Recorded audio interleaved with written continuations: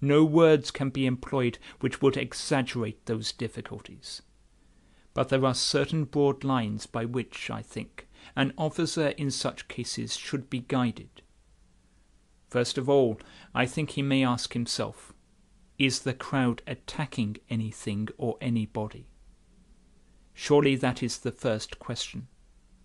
Are they trying to force their way forward to the attack of some building, or some cordon of troops or police, or are they attempting to attack some band of persons, or some individual who has excited their hostility? Is the crowd attacking? That is the first question which would naturally arise.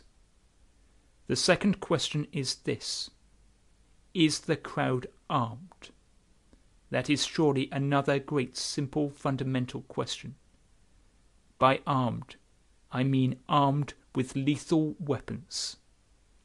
Sir W. Joynson Hicks: how could they be in India?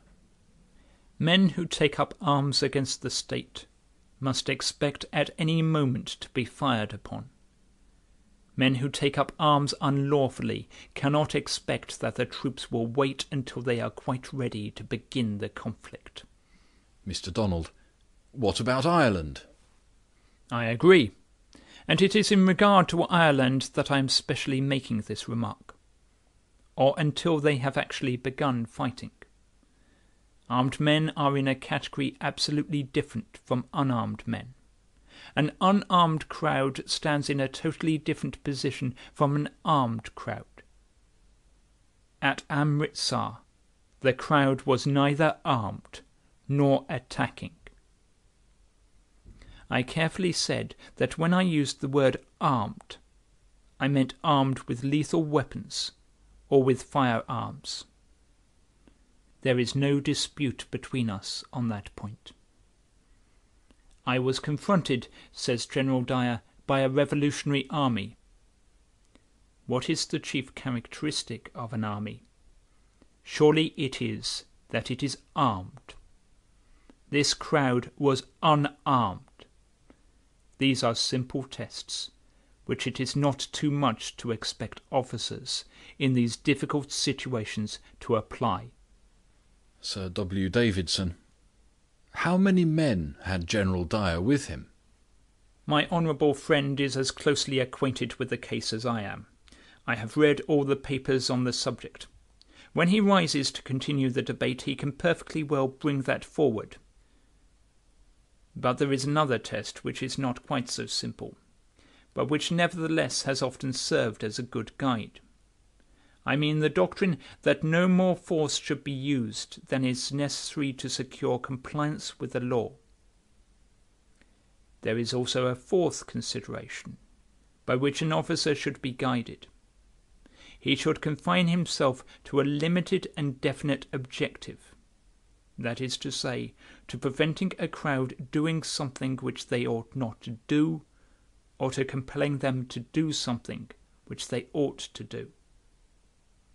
All these are good guides for officers placed in the difficult and painful situation in which General Dyer stood.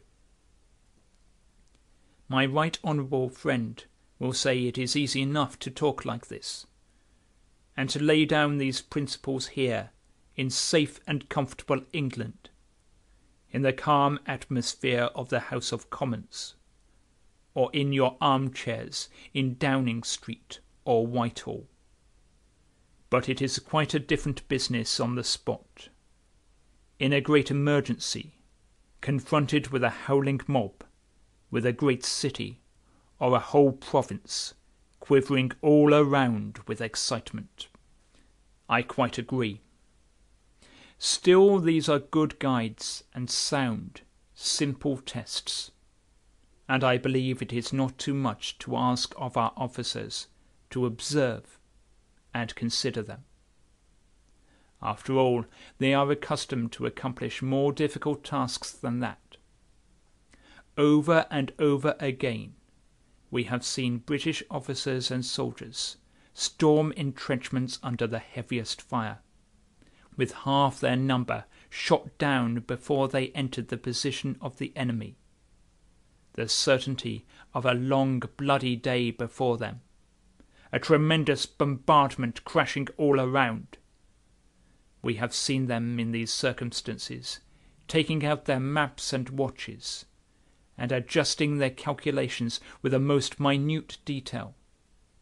And we have seen them show, not merely mercy, but kindness to prisoners, observing restraint in the treatment of them, punishing those who deserve to be punished by the hard laws of war, and sparing those who might claim to be admitted to the clemency of the conqueror. We have seen them exerting themselves to show pity and to help, even at their own peril, the wounded. They have done it thousands of times, and in requiring them, in moments of crisis, dealing with civil riots, when the danger is incomparably less, to consider these broad, simple guides. Really, I do not think we are taxing them beyond their proved strength. Commander Bellairs: What about the women and children? Lieutenant Colonel Croft: There are no women and children in the trenches. I am bound to say I do not see to what part of my argument that remark applies. I say I do not think it is too much to ask a British officer in this painful, agonizing position to pause and consider these broad, simple guides, I do not even call them rules, before he decides upon his course of conduct. Under circumstances, in my opinion, infinitely more trying, they have shown themselves capable of arriving at right decisions. If we offer these broad guides to our officers in these anxious and dangerous times, if there are guides of a positive character, there is surely one guide which we can offer them of a negative character. There is surely one general prohibition which we can make. I mean a prohibition against what is called frightfulness. What I mean by frightfulness is the inflicting of great slaughter or massacre upon a particular crowd of people, with the intention of terrorizing not merely the rest of the crowd, but the whole district, or the whole country. Lieutenant Colonel Croft: Was not the frightfulness started 3 days before? Was not the frightfulness on the other side? The Deputy Chairman, Sir E. Cornwall: Honourable members will have an opportunity of catching my eye, and I would ask them to wait, and not try to deliver their speeches in fragments. We cannot admit this doctrine in any form.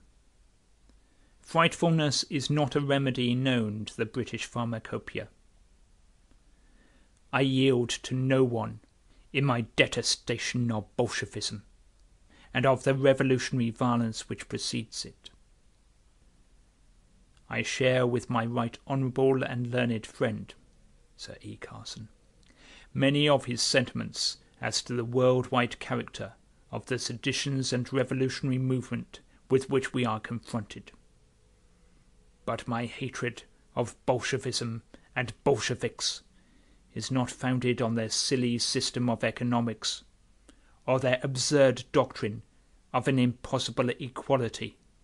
It arises from the bloody and devastating terrorism which they practice in every land into which they have broken, and by which alone their criminal regime can be maintained. I have heard the honourable member for Hull speak on this subject. His doctrine and his policy is to support and palliate every form of terrorism, as long as it is the terrorism of revolutionaries against the forces of law, loyalty, and order. Governments who have seized upon power by violence and by usurpation have often resorted to keep what they have stolen. But the august and venerable structure of the British Empire, where lawful authority descends from hand to hand, and generation after generation, does not need such aid. Such ideas are absolutely